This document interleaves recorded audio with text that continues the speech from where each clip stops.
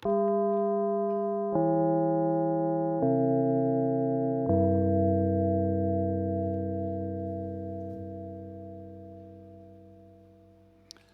Tag. Good afternoon, ladies and gentlemen, shareholders. As chairman of the Supervisory Board of Uniper SE, and in accordance with the Articles of Association, I will chair this extraordinary general meeting of our company, which are open at noon on the dot. On behalf of the Supervisory Board and the Board of Management, I'd like to extend a cordial welcome to you, our shareholders and representatives, media representatives, and I'd like to welcome everybody else following the proceedings of this extraordinary general meeting via audio and video link online.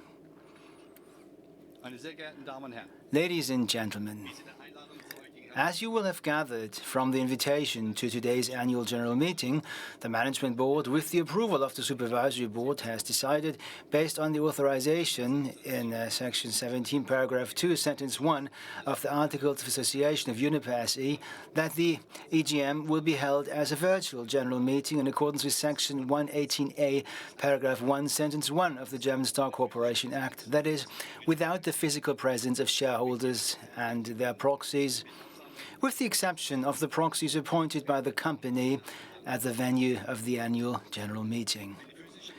The physical presence of shareholders or shareholder representatives, with the exception of the designated proxies at the venue of the annual general meeting, is excluded. At this point, I'd like to briefly explain why the Management Board has decided to use this virtual format for the extraordinary general meeting. Holding the annual general meeting as a virtual AGM makes it easier for shareholders or their proxies to participate, especially for shareholders or their proxies who are resident or domiciled abroad. Different from virtual annual general meetings under the special legislation due to the COVID-19 pandemic, the handling of shareholders' rights at this virtual annual general meeting is similar to physical annual general meetings in accordance with the Section 118a of the German Stock Corporation Act. Shareholders and their proxies will be granted the right to request information, submit motions, and speak during the annual general meeting, similar to physical annual general meetings, i.e. without moving questions to the run-up to the annual general meeting in accordance with Section 131(1)(a) of the German Stock Corporation Act, which means that interaction with our shareholders and their representatives will take place by means of electronic communication. Also, holding the annual general meeting in a virtual format promotes sustainability by reducing travel activities related to the EGM. Finally, this also ensures that the EGM is generally accessible. We are delighted that we are once again engaging directly with you as shareholders in this modern format. I would now like to welcome my colleagues on the Supervisory Board who are here today. As Deputy Chairman of the Supervisory Board from the employee side, Harald Seegertz is sitting here on the stage with me on the far left for you. The following members of the Uniper SE Supervisory Board are also present here in the meeting room.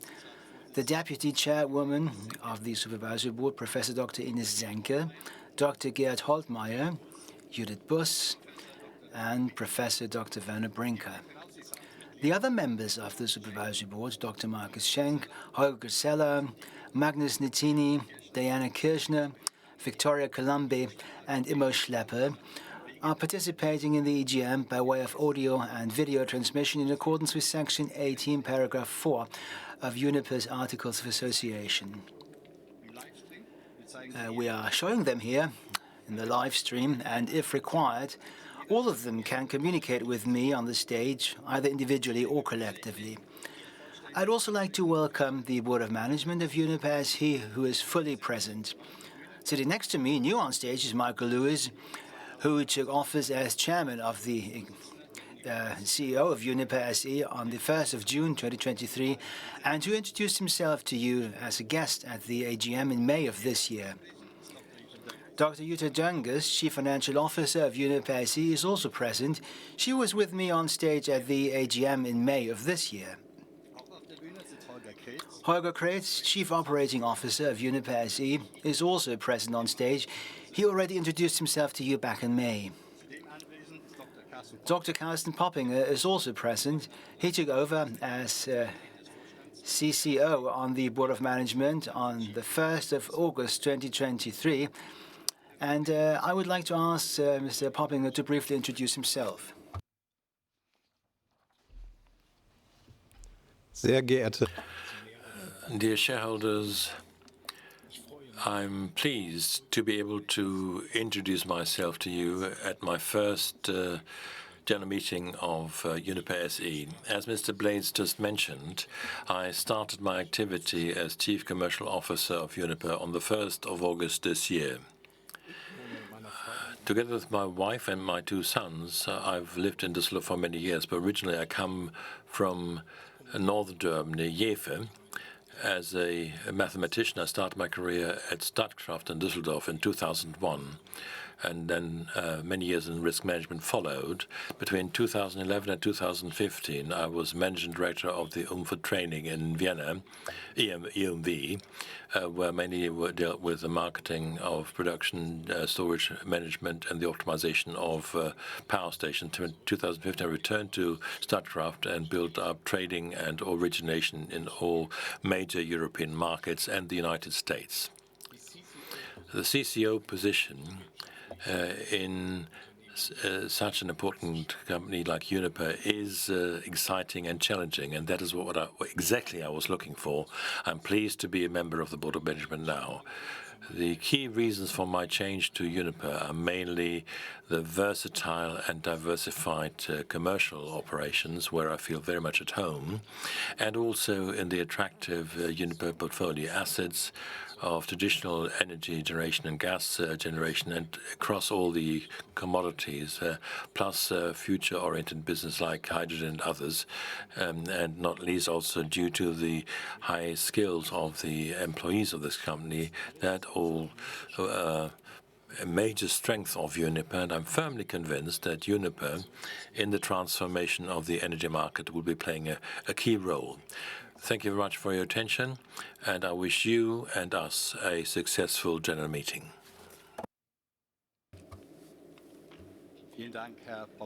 Thank you, Mr. Poppinger.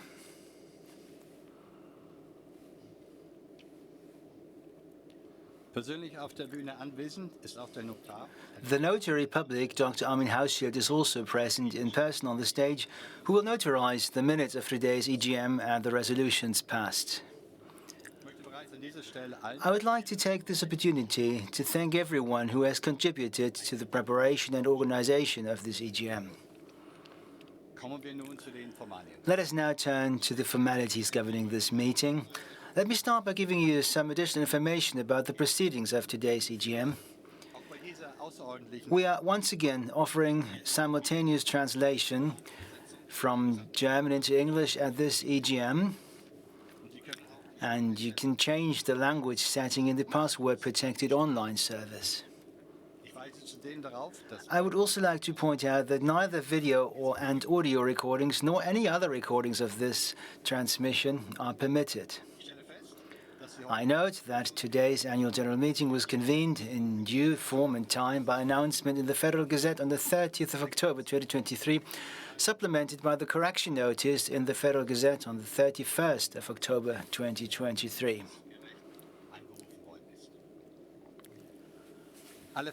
All publications in connection with the convening of the annual general meeting, including the documents required by law and a copy of the Articles of Association specifying the amendments proposed under agenda items 1 to 3, have been available on the company's website since the start of the statutory period for convening this EGM and will continue to be available during this EGM. The Notary Public has verified this. You've been notified of the convening of the AGM, the company has not received any motions for additions to the agenda, so that we will only deal with the agenda as published in the Federal Gazette. The company has not received any counter-motions or election proposals in due form and time prior to the general meeting. On Uniper SE's website, we've also provided you with information regarding the handling of personal data of shareholders of Uniper SE. The Notary Public, Dr. Hausschild, will file a copy of the invitation documents, including the agenda and the full wording of the proposed resolutions with the minutes of this meeting. Ladies and gentlemen, I note that the invitation to this EGM was published according to the relevant legal requirements and in line with the provisions of our Articles of Association. The list of participants is currently being compiled. The official meeting area comprises the meeting room from where we are broadcasting the proceedings of this EGM only. Any changes in attendance which occur during the EGM will be recorded in the list of participants on an ongoing basis. Once the list has been prepared and once the initial attendance figures are available, I will inform you immediately. If there are any changes in attendance, I will give you the updated figures before I announce the results. All statements from shareholders received by the company in due form and time have been made accessible to all shareholders registered for the AGM or their proxies via the company's password-protected online service. Shareholders, I would like to take this opportunity to point out one more time that any motions, election proposals, questions and objections to resolutions at this EGM will not be considered as part of the statements submitted at the EGM. I would also like to point out that only shareholders who are electronically connected to the meeting or their proxies may exercise shareholder rights at the EGM. Shareholders, or as regards the authorization of third parties other than the company's proxies, are connected electronically to the annual general meeting if they are duly registered for the EGM and have successfully logged in to the password-protected online service. Shareholders or their proxies who are connected to the meeting electronically will be granted the right to speak at the meeting by means of video communication. Ladies and gentlemen, I hereby declare that the right to request information and the right to ask questions, according to Section 1311 of the German Stock Corporation Act, may only be exercised by means of video communication. Shareholders or shareholder representatives who wish to make a speech, including any motions, election proposals, or requests for information, require certain technical equipment to connect for their contribution. Either an Internet-enabled non-mobile device, such as a PC, notebook, or laptop, or an Internet-enabled mobile device, such as a smartphone, will be required. These devices must have a camera and a microphone. It is not necessary to install software components or applications on the devices. Please note that the shareholders or your proxies must ensure appropriate video and audio transmission. And additionally, you should also have a stable internet connection. Requests for the floor can only be made via the company's password-protected online service. For your contributions and questions, you are required to register a request to speak via the corresponding Request to Speak button in the main menu of the online service. So this is the virtual Request to Speak table. As part of your request to speak, you may also submit motions and election proposals. And if you would like to announce a motion or election proposal outside of a regular contribution, you can use the Register Motion button. The rest of the procedure is the same as for a request for the floor. In the course of the meeting, I will divide the speakers into groups, and when I call your name for an upcoming block of speakers, a dialog box with the corresponding button will appear in the online service. You can then enter the virtual waiting room by clicking on the corresponding button. In order to avoid delays, I would like to ask you to enter the virtual waiting room immediately when the corresponding dialog box is displayed. Once you've entered the virtual waiting room, you will be welcomed there by our technical staff. And before you can address the meeting, our staff will carry out a technical check with you for the transmission of audio and video so that you can address the meeting with as little disruption as possible. While that lasts, we will pause the annual general meeting for a few minutes to allow you to follow the EGM without any interruption. Once the review has been completed successfully, I will ask you to come to the virtual stage and to contribute your speech, which will be broadcast live to the EGM. When you finish, the technical staff will bid you farewell from the virtual waiting room, and you can then continue to follow the annual general meeting via the company's online service. Please note that I reserve the right to reasonably restrict the right to ask questions and speak in the interest of the orderly conduct of annual general meeting and thus in the interest of all shareholders. Shareholders or their proxies who are duly registered and electronically connected to the EGM may also object to resolutions of the annual general meeting by means of electronic communication via the company's password-protected online service in accordance with the procedure set out there vis-à-vis the notary public commissioned to take the minutes of the annual general meeting, or to submit a request for the minutes to be prepared in accordance with Section 131, Paragraph 5 of the German Stock Corporation Act. This transmission is possible from the opening of the EGM until it is closed by the chairman of the meeting. The list of participants includes the shareholders who have joined or are represented at the EGM and their proxies. The list of participants is continuously updated until the end of the EGM and can be viewed by shareholders who have joined the meeting or by their proxies via the online service. In the run-up to the EGM, you also had the opportunity to submit comments on the items on the agenda. Statements can be accessed via the online service by shareholders who have duly registered for the EGM or their representatives. And they can also be inspected there today. Please note that questions, motions, election proposals, or objections contained in statements will not be considered at the EGM. Ladies and gentlemen, I would now like to make a few notes on the upcoming voting procedure. Shareholders who have duly registered for the EGM or their proxies may only cast, change, or revoke postal votes up to a point in time that I will determine later during the voting process, and issue, amend, or revoke powers of attorney and instructions to the company proxies. I will again announce the exact point in time later.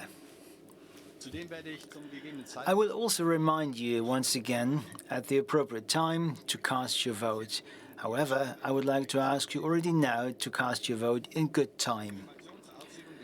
You will also find information on exercising your voting rights in the invitation documents to the EGM, which is available inter alia on the company's website. The company's proxies will vote on the individual items on the agenda by releasing their votes stored in the system in accordance with your instructions. Postal votes received by the deadline will also be taken into account when determining the voting result. The voting process and the counting of votes will be monitored by the notary public, who has checked that the technical requirements are met. Ladies and gentlemen, before we get to the agenda, I would now, as announced earlier, like to give you an initial overview of the attendance figures at this virtual EGM of Uniper SE.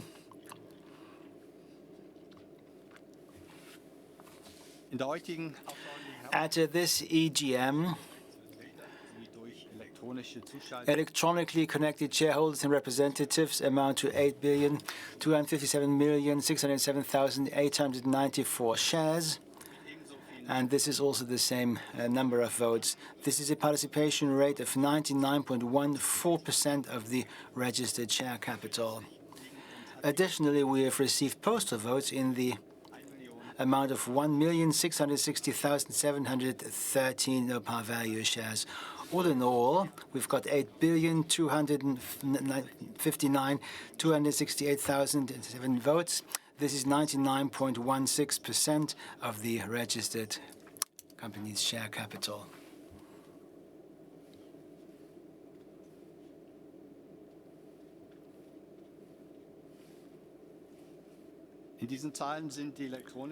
Now, these figures include the shareholders who have joined or are represented at the meeting electronically, and also the votes of their representatives who are present at this EGM. In addition, we are showing the number of postal votes currently available, which also includes those cast by shareholders or representatives who are not connected. I will hand over the list of participants to the notary public now. The list of participants can also be viewed in the password-protected online service. Ladies and gentlemen, we can now move on to today's agenda, which at this EGM consists of 4 agenda items. I take it that you are familiar with the content of today's agenda, including the full wording of the proposed resolutions on agenda items 1 to 4. The proposed resolutions were published and made available in the Federal Gazette when this annual general meeting was convened on the 30th of October 2023, supplemented by the correction notice in the Federal Gazette on the 31st of October 2023. I will briefly summarize the individual items on the agenda, and following this, Michael Lewis will speak on behalf of the Board of Management on the resolutions proposed in agenda items 1 to 4, on the reduction of the share capital, and the resolution proposed in agenda item 4 on the conclusion of a profit and loss transfer agreement. After the presentation, we will enter into the general debate on all agenda items. And before the vote, I will call up the proposed resolutions once again individually. Let me now briefly summarize the items on today's agenda. Agenda item 1 provides for the resolution on the reduction of the share capital by way of redemption of 11 shares by the company in accordance with the provisions of the German Energy Security Act in conjunction with the German Stock Corporation Act and a corresponding amendment to the Articles of Association. Agenda item 2 provides for the resolution on a further reduction of the share capital for the purpose of allocating part of the share capital to the capital reserve in accordance with the provisions of the German Energy Security Act in conjunction with the German Stock Corporation Act and a corresponding amendment to the Articles of Association. Agenda item 3 provides for the adoption of a resolution on a third reduction of the share capital by way of consolidation of shares for the purpose of allocating a portion of the share capital to the capital reserve in accordance with the provisions of the German Energy Security Act in conjunction with the German Stock Corporation Act and a corresponding amendment to the Articles of Association. Details on the reasons for the capital reductions proposed in agenda items 1 to 3 and their appropriateness can be found in the written report of the Management Board, which is attached to the invitation to today's EGM and which is also available today on Uniper SE's website. Finally, agenda item 4 provides for the resolution on the approval of the, Agenda item 4 provides for the resolution on the approval of the profit and loss transfer agreement within the meaning of Section 291, Paragraph 1, Sentence 1 of the German Stock Corporation Act between Uniper SE and Uniper Beteiligungs GmbH. Details on the reasons for the agreement, and in particular the legal and economic rationale, can be found in the joint contract report by the Board of Management of Uniper SE and the management of Uniper Beteiligungs GmbH, which is attached to the invitation to today's EGM, and which is also available today on Uniper SE's website. Now, that concludes the presentation of today's agenda, and I would now like to ask Mr. Lewis to please present the report of the Board of Management on agenda items 1 to 3 and agenda item 4, and to explain the proposed resolution in more detail. Mr. Lewis, you have the floor.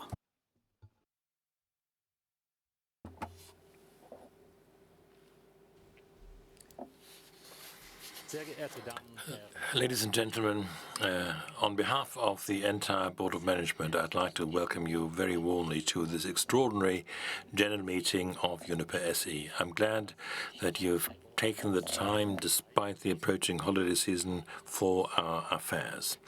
Some issues simply cannot wait. Ordinary annual general meetings serve to assess the past financial year and to decide on the discharge of both the Board of Management and the Supervisory Board. An extraordinary general meeting, on the other hand, deals with urgent issues that lie outside the ordinary course of business. This extraordinary general meeting has been convened so that you, our shareholders, can decide whether Uniper can carry out a capital reduction and conclude a profit and loss transfer agreement between Uniper SE and Uniper Beteiligungs GmbH. Why is this important? Pursuant to the German Commercial Code, Uniper recorded a net loss of about 24 billion euros for 2022. This net loss was largely the result of the adverse earnings impact of Russian gas supply curtailments and the associated extraordinary adverse financial impact in the fiscal year 2022.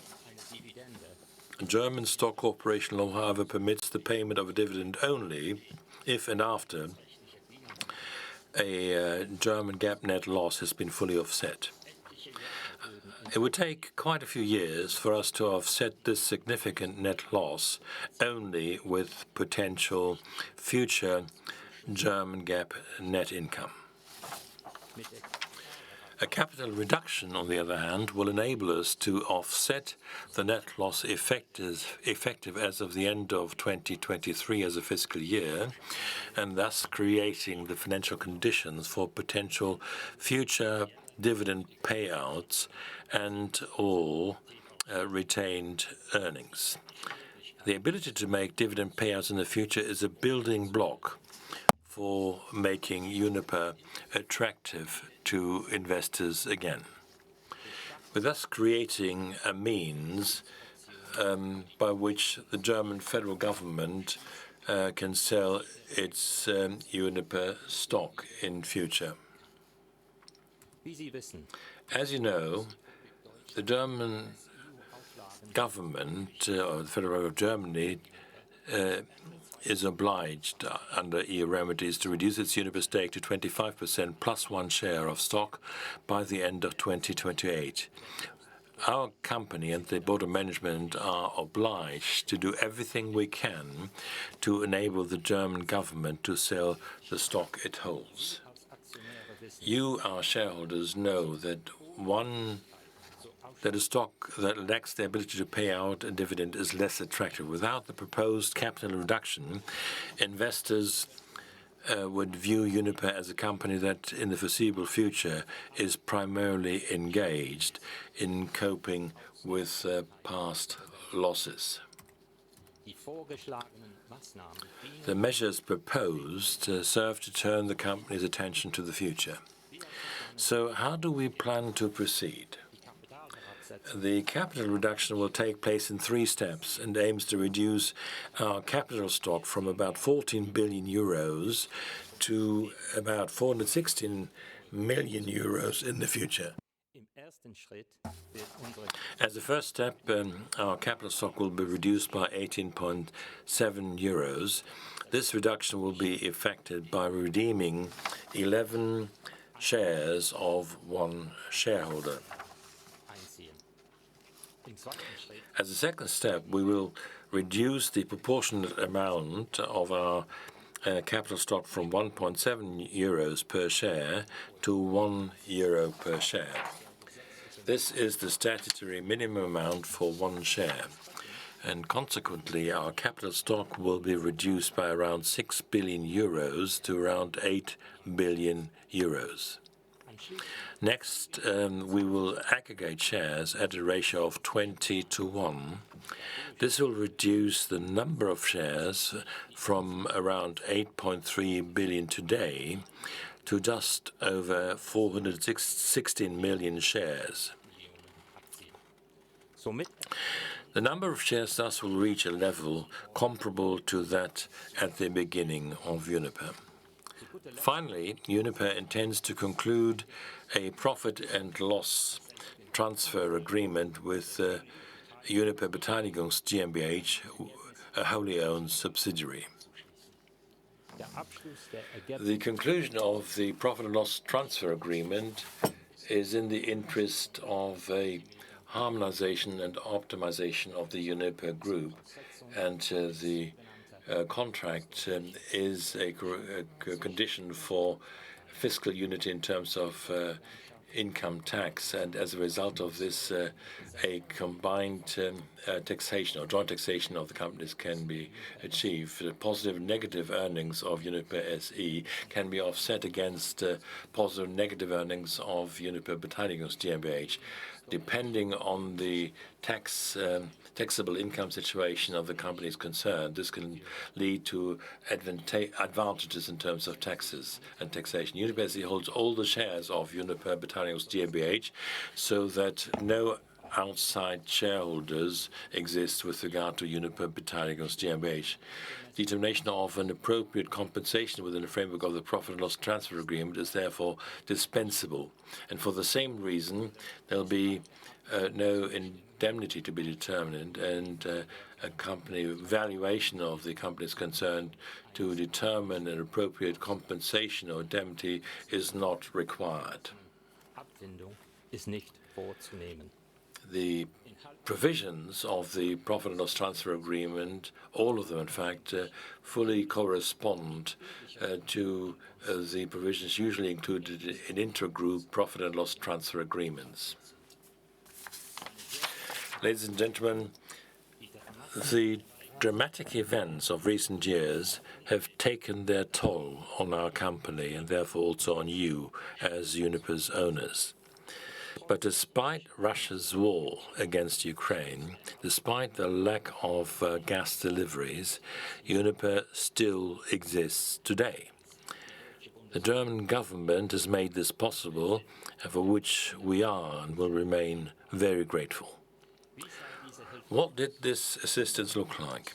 On the 22nd of September 2022, the German government and Fortum, a Finnish energy company that at the time was Uniper's majority shareholder, agreed to a stabilization package for Uniper.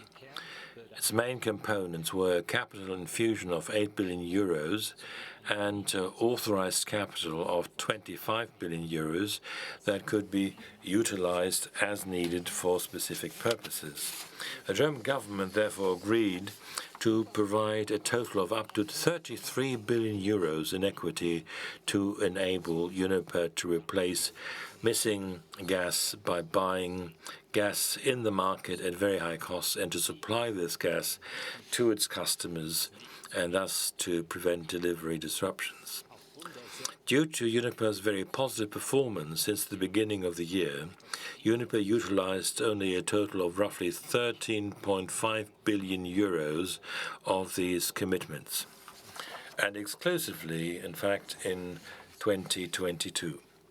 The stabilization package has saved us, a company of critical importance for the energy supply, and not only in Germany, has saved us from insolvency. And this, in turn, has averted a dangerous chain reaction in the economy. A stabilization package has enabled Uniper, despite the lack of gas deliveries from Russia, to supply its customers, i.e. numerous municipal utilities and industrial enterprises, reliably and as contractually agreed. Since then, we have further stabilized the company, we've mitigated risks, and are again posting positive numbers. We are once again on a sound footing and can now look to the future. The proposed capital reduction is a building block in making Uniper fit for the future. The purpose of our general meeting today is to again give Uniper a clean balance sheet after the roller coaster ride of the past 2 years. This is an important step for us. We therefore ask you for your support and approval of the proposed measures relating to the capital reduction. I look forward to today's discussion.